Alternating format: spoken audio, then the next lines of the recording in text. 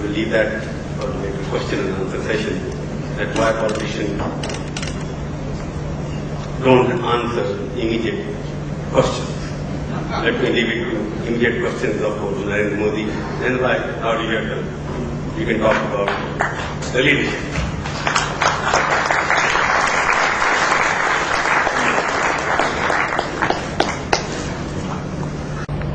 इस सदी के हिंदुस्तान का सपना और उस सपने को पूरा करना है तो देश को किस प्रकार का नेतृत्व चाहिए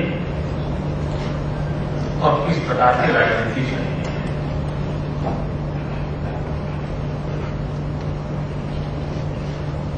अगर हकीकतों की ओर देखें, कितने बढ़िया शब्द प्रयोग करने के बावजूद भी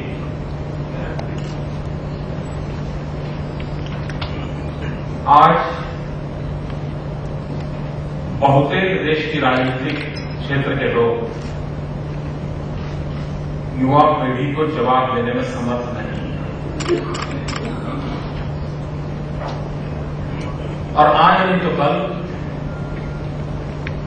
देश के राजनेताओं ने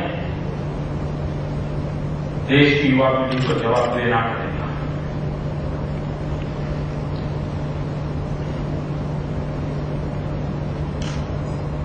ग्लोबलाइजेशन का युग है।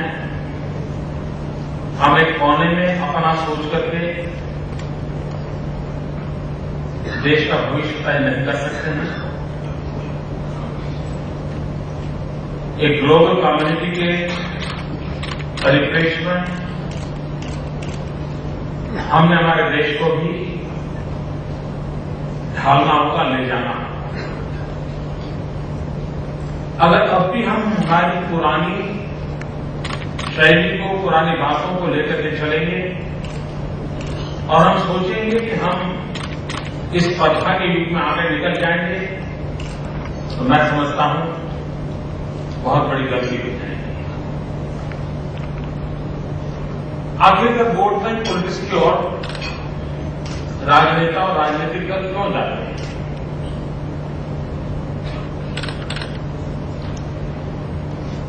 जब वो परफॉर्म नहीं कर पाते हैं, वे गुड डिलीवर नहीं कर पाते हैं, आम आदमी के जो एस्पिरेशंस हैं उसको पूरा करने का सामर्थ्य नहीं होता है, और तब जब राजनीति में कुछ प्राप्त करना है तो शॉर्टकट को खोजते हैं। और शॉर्टकट के लिए, चुनाव प्राप्त करने के लिए, तत्कालीन लाभ के लिए किसी एक तबके को खुश कर दो, वोट ले लो, शासन पर बैठ जाओ। और उसी ने इस वोट बैंक पॉलिटिक्स को जगह दी। एक समय था जब वोट बैंक पॉलिटिक्स कुछ इमोशनल इश्यूज के साथ जोड़ करके जाति का होगा, संप्रदाय का होगा, रीजनल इम्बैलेंस का होगा, उसके आधार पर उसको खड़ा कर दिया जाता था। लेकिन कभी किसी ने ये भी देखा है, अब आप देखिए हमारे यहां तमिलनाडु में जब तक कामराज जी थे नेतृत्व में, कभी अलगाववाद की बूंद नहीं आई। लेकिन जब वहां कांग्रेस पार्टी का प्रभाव कम हो गया और अदर दिन कांग्रेस पार्टी उभरने लगी, तो दिल्ली ने लगातार 356 का उपयोग करते करते उनको हमेशा उनकी सरकारों को गिरा देना, तोड़ देना, एक कार्यक्रम बना दिया। और नतीजा ये हुआ कि अलगाववाद की भावना को जन्म मिला। अकाली दल पंजाब में चुन करके आता था, कभी भी उनको 5 साल राज करने नहीं दिया। 356 का उपयोग करो, अपना जनता ने आपको नकार दिया आपने, और उसमें से ये प्रादेशिकवाद की भावनाओं को बल मिल गया। उसके बाद का तबक्का यह आया कि देश में जातिवादी समीकरणों के आधार पर पॉलिटिक्स चला।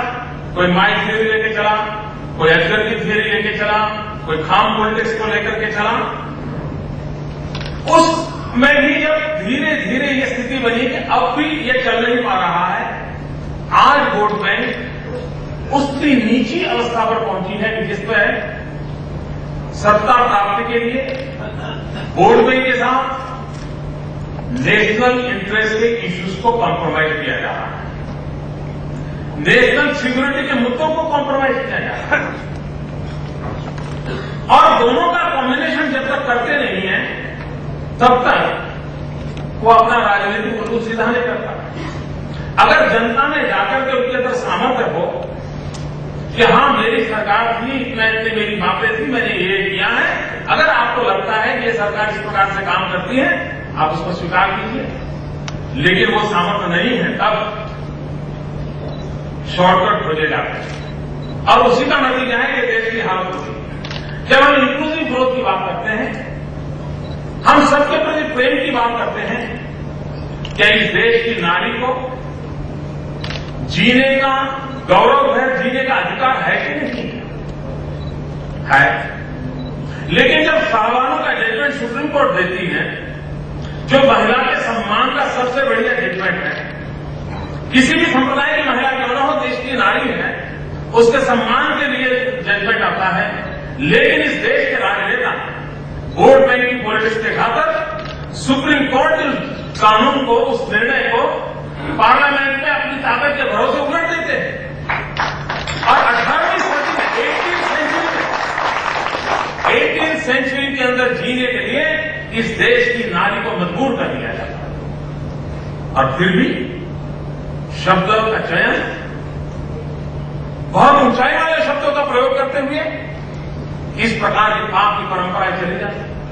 बिल्कुल इस देश के होम मिनिस्टर और जो मेरी पार्टी से ताल्लुकात नहीं रखते, शिवानंद इंद्रजीत गुप्ता, उन्होंने कहा इस देश में 1 करोड़ से अधिक बांग्लादेशी हैं। आप कल्पना कर सकते हैं कि किसी विदेशी मूल के लोग इस देश के अंदर रहेंगे, यहां की इकोनॉमी पर कितना प्रभाव होगा, यहां के जनजीवन पर कितना प्रभाव होगा। और आसाम के अंदर IMDB एक्ट था, अब देखिए, और इस एक्ट की भी विशेषता देखिए, एक तो हमारे यहां फॉरेनर एक्ट 1965 है, 1946 है, और दूसरा IMDB एक्ट 1983। ये एक्ट ऐसा है विशेष करके आसाम के लिए बना। अब देखिए आसाम की हालत क्या बने। IMDB एक्ट इसलिए बना कि अगर कोई शिकायत करता है कि फलाना भाई हिंदुस्तानी नहीं है, किसी विदेशी मुल्क का व्यक्ति, तो ये कानून ऐसा है कि जो शिकायत करने वाला है उसको प्रूव करना पड़ेगा कि विदेशी है कि नहीं।